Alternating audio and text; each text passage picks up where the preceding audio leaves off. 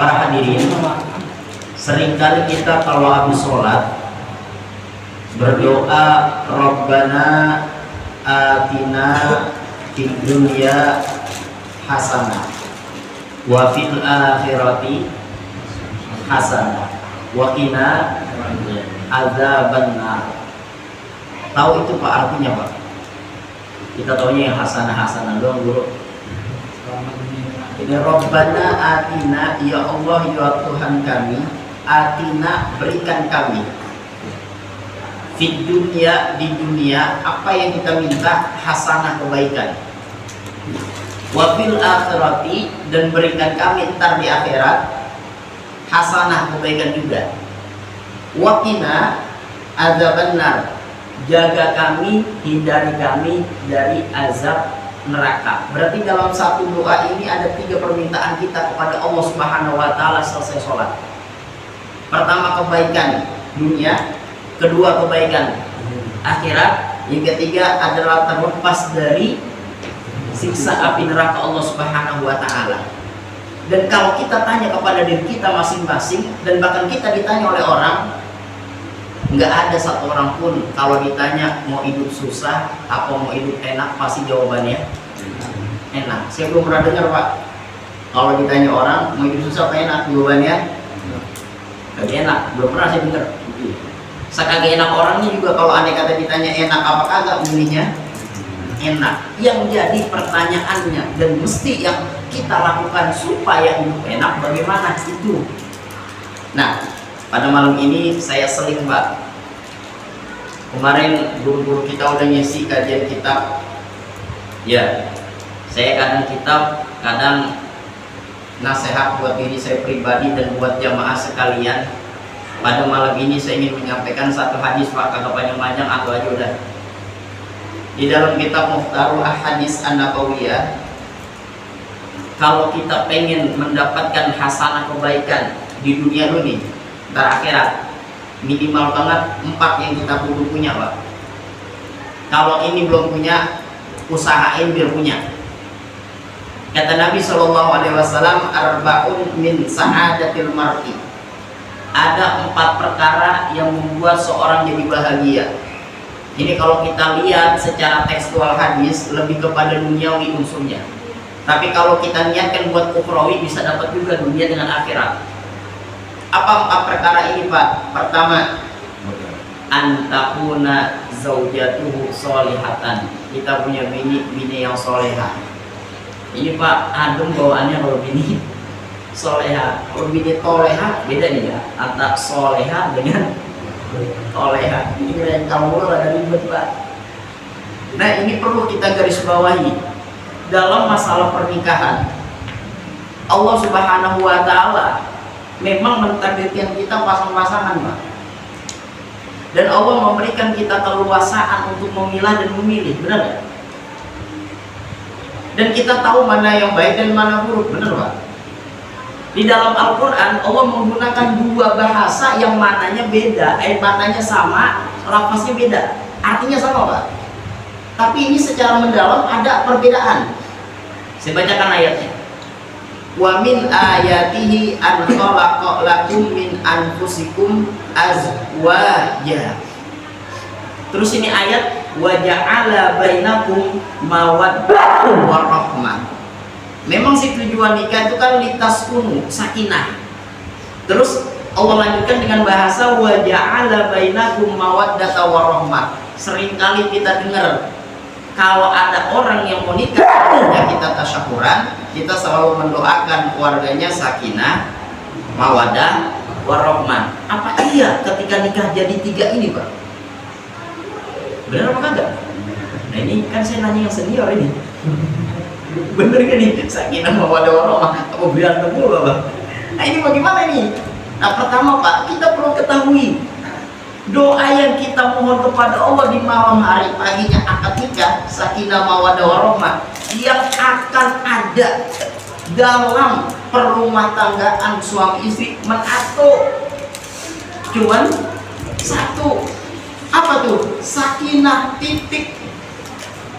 Orang kalau udah nikah pasti dapat ketentraman Pak, baik ketentraman hati maupun ketentraman batin, zahir batin tentram dah, baik pala atas pala bawah tenang pokoknya. Benar apa kagak Pak? Tapi itu Allah menggunakan bahasanya kholaqo Pak. Kholaqo itu artinya Allah menciptakan, tidak ada unsur campur tangan makhluknya, langsung dari Allah ke makhluknya ketika dia menikah.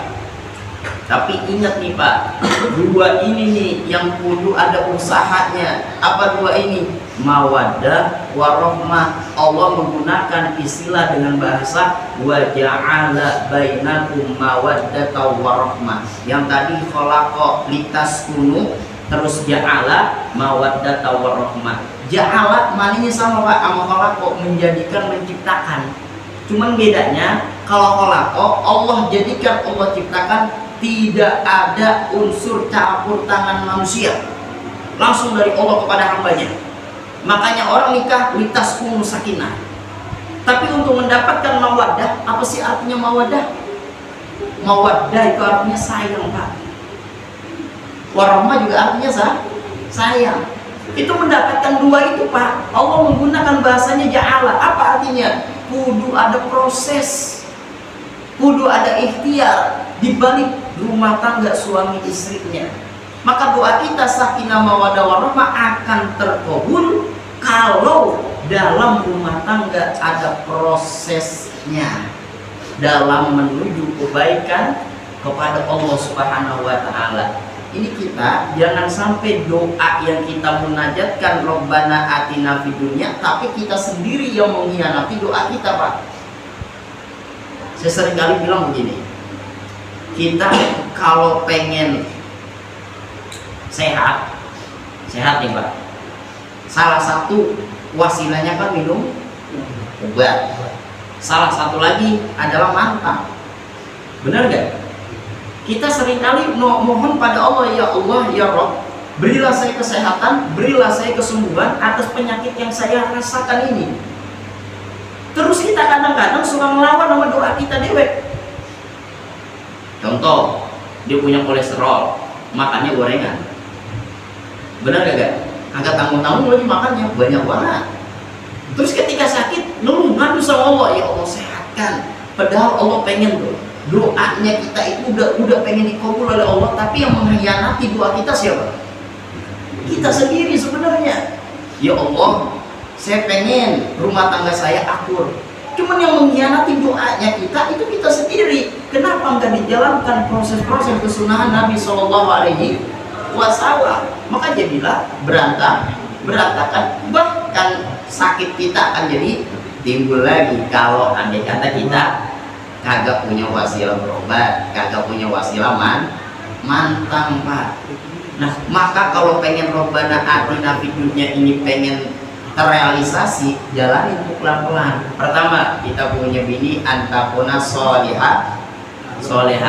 Dan mohon maaf nih Pak, di dalam kitab Fathul Mu'in, Al-Imam Al-Malibari itu menjelaskan ada sebuah hadis bunyinya begini emang, muru auladakum, perintahlah anak-anak kita bisolat, perintah untuk sholat, wahum sab'u sinin, usianya 7 tahun.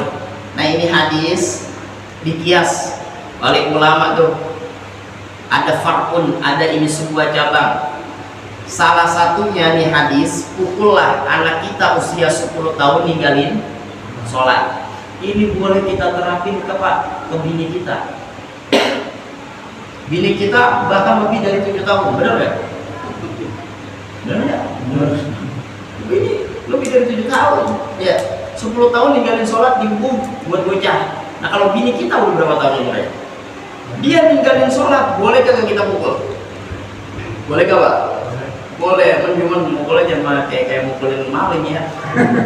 Abis kita pukulnya dipukulin mulu, jangan. Mukulinnya bagaimana? Fikih ngajarin dorban ghaira mubarrih, pukulannya tidak memberikan bekas luka atau ada bekas sakit, contoh sentil, atau model kita lah ngancem, kalau ape kagak sholat ntar saya kagak bagi lagi uang jajan sehari bisa. Yang penting apa kek yang bikin bini kita takut untuk ninggalin sholat. Jadi kalau pengen rumah tangga sakinah, mawaddah warahmah, kita terapin dulu Pak dari kita sendiri. Minimal bini kita suruh sholat, jangan ngegampangin. Saya seringkali dinasihatin sama kiai saya, sama guru-guru saya, anak itu nanti bagaimana emaknya Pak. Kalau emaknya soleha, rajin sholat, pinter-pinter amat Pak, kagak jadi urusan. Pinter-pinter banget kagak jadi urusan. Kalau emaknya udah soleha, taat pada suami, taat pada Allah Subhanahu wa Ta'ala, ntar anak cikal bakal pinter, cikal bakal bener. Kenapa? Dibimbingnya sama orang yang soleha. Nah kalau udah dibimbingnya sama orang yang soleha, maka imbasin nanti ke anaknya. Anaknya jadi nurut sama kita selaku orang tua kalau dibimbingnya oleh yang soleha. Nah ini yang nyetak soleha ini rada susah Pak, rada susah. Kadang kita cuma berucap 2 kata, dia balikin sampai 10 kata. Berucap kita berucap 10 kata kita dibalikin Pak. Banyak Tahu aja Ustaz. Aku gak tahu aja Ustaz. Saya kan 25 tahun udah. Oh itu. Banyakan dia daripada diterima dari kita. Nah, yang penting supaya kita masuk kategori di hadis Pak, yang penting kita suami mau udah jalanin kewajiban. Perintah udah, jalanin udah, tapi masih ngerengkal juga, ya masih ngelawan juga. Itu bagaimana caranya? Caranya adalah jalan alternatif terakhir Pak, doain. Yang kedua, kalau bapak kuat tirakatin. Bagaimana tirakatinnya? Puasain hari kelahirannya Pak. Malam bangun minta pada Allah Subhanahu wa Ta'ala, luluhin hatinya, istiqomahin surah Alam Nasroh. Alam Nasroh laka sodroh wa wada'na anka wizroh. Kalau lagi tidur pegang dadanya pegang, baca Alam Nasroh. Udah itu baca Alam Nasroh, jangan baca yang lain. Itu kalau diistiqomahin, insya Allah Pak, insyirah itu artinya lapang dada, tunduk sama kita, jadi lapang dadanya, bisa menerima nasihat. Makanya di dalam Al-Quran itu, ini benar nakutin Pak, ya ayyuhallazina amanu qu anfusakum wa ahlikum nar. Hai orang-orang yang beriman, jagalah diri kita dulu, baru keluarga kita dari api neraka. Kalau keluarga kita udah bisa kita jaga dari api neraka, kita selaku suami aman di hadapan Allah Subhanahu wa Ta'ala. Maka kalau niat bini kita ada kesalahan, tegur pelan-pelan. Cara negurnya pun biar enak Pak, jangan depan orang, jangan depan masyarakat. Dia kan juga punya rasa malu, ya. Kalau depan negur orang itu juga kurang beretika, sehingga dia tersakiti dengan kita menegur dia. Satu, kalau kita pengen di dunia hasanah, ini sering Pak kita setiap doa akhir ketemu pas itu Robbana atina di dunia hasanah. Tapi kadang-kadang kita suka mikir kenapa belum hasanah juga di dunia. Jangan salahin Allah. Coba barangkali ada amalia kita yang mengkhianati doa kita sendiri, sehingga itu doa tidak berefek kepada kita. Nah itu contoh gampangnya, kita udah punya penyakit, ya wasilah biar sembuh pakai obat, minum mantang. Pakai mantang, makan aja, doa, ya biar apa? Dikabul sama Allah Subhanahu wa Ta'ala. Allah udah pengen beri Pak kita kabul apa yang kita punya hajat, tapi kita sendiri yang malah melanggar. Itu yang pertama. Yang kedua, kalau kita pengen mendapatkan di dunia hasanah Pak, wa an takuna auladuhu abroron. Kita punya anak yang berbakti. Ini ribet banget Pak, ribet, sulit. Kenapa dikategorikan ini sulit? Emang Pak, kalau bikin mah gampang, nyetaknya yang susah. Bikin gampang, nyetaknya yang susah. Kudu banyak Pak. Apanya kudu banyak? Kudu banyak tirakatnya, kudu banyak wiridnya, kudu banyak mintanya sama kita dah. Perilaku kita, perilaku mandiri itu kudu harus benar. Kenapa? Yang namanya anak yang dilihat bapak emaknya, bukan orang lain. 24 jam bersama anak siapa dah? Emak sama babanya. Jadi kalau emak sama babanya nyontohin kagak baik-baik, anaknya Dan ikut itu dia, maka kopi. Makanya anak yang Allah titipkan kepada kita amanahnya besar, Pak. Itu investasi buat akhirat. Bisa juga sih investasi buat azab. Bener, Pak, anak itu bisa investasi kita masuk ke surga loh. Bisa juga investasi buat masuk neraka, tergantung kita ninggalin anak itu apa, kebaikan apa keburukan. Pertama, contoh nih pertama, Pak, anak kalau pengen jadi soleh dan soleha, ini kita makannya jangan hasil yang haram, jangan hasil yang haram, jangankan haram, Pak, syubhat aja jangan. Kenapa? Anak terbuat dari apa, Pak? Air mani. Air mani dari apa dah? Saripati makanan yang kita makan. Andai kata yang kita makan itu hasil haram, kegumpal, kegojlok dalam diri kita, badan kita ini kan dalamnya mesin ini. Terus jadi namanya air mani. Terus air mani itu masuk ke dalam vagina perempuan, benar nggak? Jadilah itu membuahi anak. Dari mana itu prosesnya udah? Dari yang haram. Maka kalau udah dari awalnya ada begitu tuh, udah nyatakan ada ribet, nyatakan ada ribet. Yang syubhat jangan, Pak, apalagi yang haram. Makanya kata Nabi SAW dalam hadisnya, inna ahadakum yujma'u khalquhu fi batni ummihi arba'ina yawman nutfatan summa yakunu 'alaqatan misla dzalika summa yakunu mudghatan misla dzalika. Kata Nabi SAW, sesungguhnya kita semua dikumpulkan dalam rahim emak kita 40 hari, Pak, baru air mani. 40 hari kemudian ketika jadi air mani itu jadi segumpal darah. 40 hari kemudian dari segumpal darah baru jadi segumpal daging. 40 kali 3 berapa? 120 itu berapa bulan? 4 bulan lah. 4 bulanan, benar nggak? 4 bulanan itu anak ibu, Pak, dalam perut kita punya istri, kita punya emak. Maka berangkat dari dalam itu tuh yang tadi saya bacakan, kita disunahkan 4 bulanan bacain surah Yusuf, surah Maryam. Jangan pakai surah jin dibaca. Jangan pakai surah jin.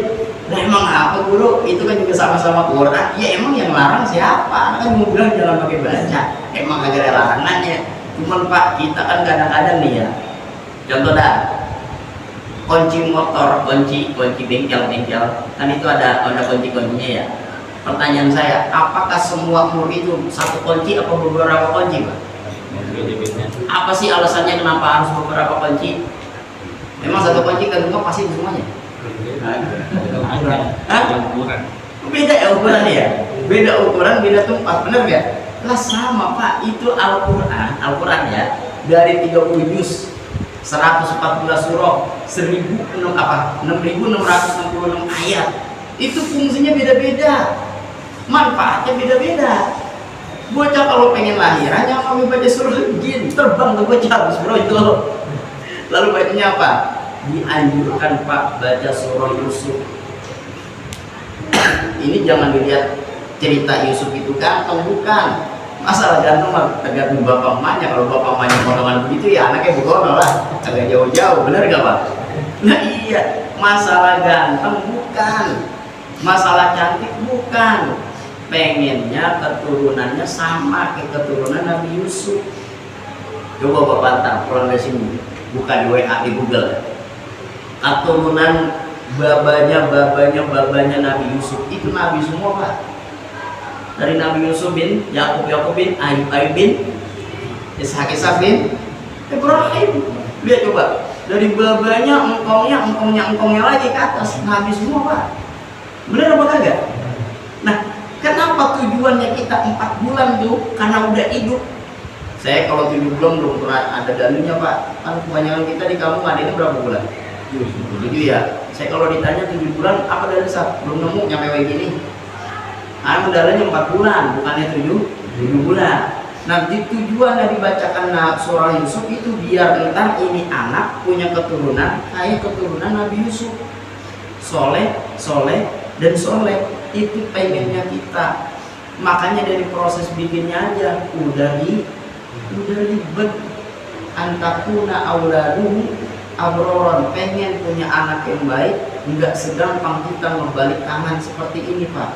Butuh yang namanya keluar keringat, butuh yang namanya perjuangan, butuh yang namanya rasa asam, asin, manis, pahit, udah kita rasain seadanya Pak. Dan saya yakin, saya kiai juga Pak, kalau mungkin langsung manis, ada prosesnya, apalagi model kayak kita semua Pak. Wah, pahitan lebih banyak daripada manis ini. Artinya Pak, perjuangannya luar biasa. Tapi itu kalau diniatkan karena Allah, jangan pernah nyesel. Kalau udah niat karena Allah, jangan pernah bilang habis banda. Kalau udah karena Allah Subhanahu wa taala, jangan pernah bilang jatuh miskin, Pak. Saya yakin 100% apa yang kita udah ikhtiarkan buat anak maksimal mungkin, apa bahasanya kaki jadi kepala jadi kaki, entar ini anak ke depannya itu akan jadi investasi akhirat buat kita. Walaupun kita miskin di dunia, kaya kita di akhirat, Pak. Mudah-mudahan bisa masuk surga berkat anak kita. Nah iya, kenapa? Yang jadiin ini bocah jadi pinter, yang jadiin sekolah ini bocah jadi sukses, ini bocah jadi manfaat, ini bocah jadi manfaat buat orang-orang masyarakat banyak, kan bapak emaknya yang jadi ini. Maka bapak emaknya di sana udah tinggal enak aja. Kenapa? Anaknya udah sukses. Maka kita yang sedang berusaha untuk memberikan nafkah kepada keluarga kita, jangan pesimis, terus semangat. Berapapun yang diberikan oleh Allah Subhanahu wa taala, yang penting halal, dan niatkan karena Allah. Kita minta ini anak biar jadi anak soleh ke depannya nanti. Karena kalau udah jadi anak soleh ke depannya nanti, matinya kita ngalir pahalanya Pak. Salah satunya waladin solihin, yad'ulah, punya anak yang soleh yang selalu mendoakan kedua orang tuanya. Cuma doain doang Pak. Makanya dikategorikan anak yang soleh bukan anak yang berangkatin haji, bukan anak yang berangkatin umroh, bukan anak yang tiap bulan bagiin duit mentang-mentang kaya. Enggak begitu aturannya. Rasul sampai mengkategorikan anak dikategorikan soleh yang doain orang tuanya. Ini udah mulai langka. Nah maka untuk mendapatkan fid dunya hasanah, kita punya anak, mari kita didik anak kita semaksimal mungkin. Apapun memang kendalanya, pelan-pelan. Apanya? Pelan-pelan Pak, kita lewatinnya.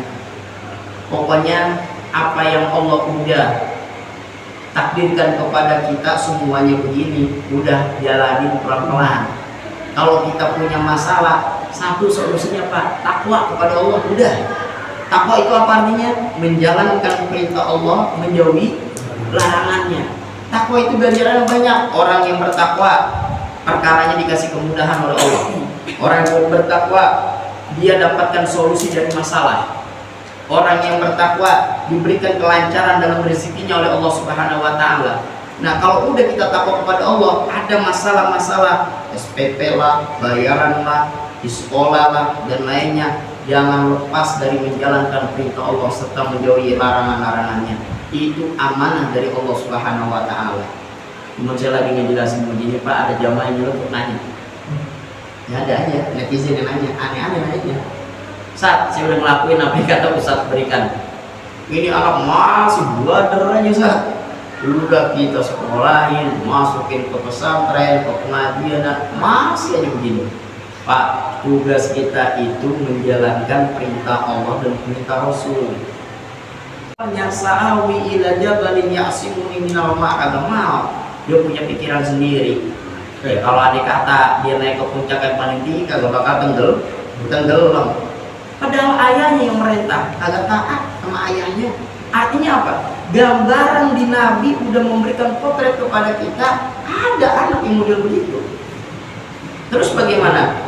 ya terus kita terima apa takdir Allah Subhanahu wa Ta'ala. Kan tugas kita apa? Menerapkan, menjalankan perintah Allah. Kita tugasnya bukan merubah, termasuk kita punya teman depan belakang kiri kanan kita. Kita sekedar mengajak, jangan sampai memaksa. Bahwa malam minggu pada Isya ada, udah kita ajak, mau ikut, udah ayo, nggak ikut, nggak apa-apa. Orang tugas kita wa ma'alaina illal balagul mubin, dan tidaklah terhadap kami illa balagul mubin. Ayo, cuma nyampein, kagak memaksa. Kalau udah kita sampein, udah kita informasiin, udah kita viralin, tapi kagak ngikut juga, lah gugur kewajiban kita. Udah tugas kita apa yang Allah perintah, jalanin. Yang ketiga nih, kan tadi ada 4 hal. Yang ketiga, wa khulaqahu sholihina. Kalau kita punya bini udah solehah, punya anak udah baik, jangan lupa temannya kita lihat, Pak. Kita jangan pakai susah-susah payah loh. Susah kita udah payah-payah kita didik anak kita, hancur agar kita gara-gara teman-temannya, Pak. Jadi kita kalau punya anak udah kita didik dari orok sampai udah gede, udah bakti pertama kita, udah soleh pertama kita, pas buatnya teman yang berbudal semua, Pak, hancur semua. Ingat kok, faktor eksternal lebih kuat daripada faktor internal yang mempengaruhi watak, perilaku, ucapan. Kalau dia udah di luar, kental, Pak, sama teman-temannya, hancur pagar kita yang udah kita pagerin jauh-jauhan. Makanya kudu apa? Lihat temennya. Tegas juga kita sebagai orang tua. Kita lihatin temen nih bener apa kagak. Kalau ini temennya kagak bener, Pak, udah kan. Dia pakai temen sama yang kagak bener. Agak gampang, Pak, nyari temen yang ya bener, sulit, Pak. Kalau teman kagak bener, Pak, udah gampang aja bawahnya. Dimana juga kita nongkrong kalau kagak bener, ngikut aja. Kita kagak berbuat karena temenan sama kagak bener, ngikut, Pak. Ajak-ajak juga. Makanya ada istilah apa tuh, kalau kita sama orang tukang minyak wangi pasti kebagian, walaupun kita kagak pakai minyak wangi. Nah ini yang penting juga terkait tentang anak-anak kita. Jangan sampai anak kita pergaulannya bebas. Ya, kenapa? Itu nanti khawatir kena yang namanya faktor dari teman-teman, ucapan, pakaian, tidak laku, apalagi zaman-zaman sekarang. Dan yang terakhir, yang keempat, fitunya hasanah itu adalah wa ayyakuna rizquhu fi baladihi. Kalau nyari rezekinya udah banyak, mau dulu, apa yang lagi ke luar negeri, rumah tangga itu kalau udah ditinggalin sampai seminggu, sampai berbulan-bulan, Pak, harmonisnya nggak ada. Terus lagi keakraban sama anaknya nggak ada, sama bininya juga nggak ada. Jangankan keluar negeri, Pak, kita sehari aja pulang kerja balik tinggal tidur doang, rumah-rumahnya kurang harmonis. Ngomongin mulu pasti, bener gak? Apalagi aku seminggu, apalagi aku sebulan, apalagi aku bertahun-tahun. Saya bukannya marah, ini bukan. Kerjaan saya mau keluar negeri mulu, ya emang kerjaan begitu, udah biarin begitu. Maksud saya, kalau bisa kita usahain ayyakuna rizquhu fi baladihi, udah di negerinya aja, di kampungnya aja, kerja pelan-pelan, walaupun penghasilan tidak banyak, yang penting ada kerjaan, dan itu membawa keberkahan. Insya Allah, Pak, hidup anak ini. Orang tua dulu kalau kita lihat kerjanya ngapain sih, Pak? Anaknya banyak banget, bener gak? Nah hidup semua, kalau hidup masa hidup semua emang makmur apa enggak? Masalah makmur kalau kita dari yang halal kita kasih, insya Allah kedepannya akan barokah hidupnya. Nah maka 4 hal ini kalau kita terapin, insya Allah terrealisasi doa kita setelah sholat, Rabbana atina fid dunya hasanah. Nah untuk wafil akhirati hasanahnya, Pak, pertama kerjain ikhlas, kedua sabar, ketiga tawakal, yang keempat ridho kepada apa yang Allah takdirkan kepada kita. 4 hal yang ini kalau udah kita terapin dari sama diri kita, udah, Pak, fid dunya hasanah wa fil akhirati hasan. Terakhir dah wakina. Ini mau wakina atau benar ngikut, Pak. Kalau kita udah benar aja ngikut dia udah. Iya, kalau udah kita benar wakina atau benar ngikut. Jadi kalau kita belum benar-benar, nah ini nih kadang-kadang agak barangnya rada-rada deket Pak. Tapi kalau udah kita bener, insya Allah dah wakina ada pramuka. Baik para jamaah, mudah-mudahan 4 hal ini Allah berikan kepada kita, dipermudahkan oleh kita semuanya, dan juga mudah-mudahan harapan-harapan kita, keinginan kita, cita-cita kita dikabul oleh Allah Subhanahu wa taala. Amin.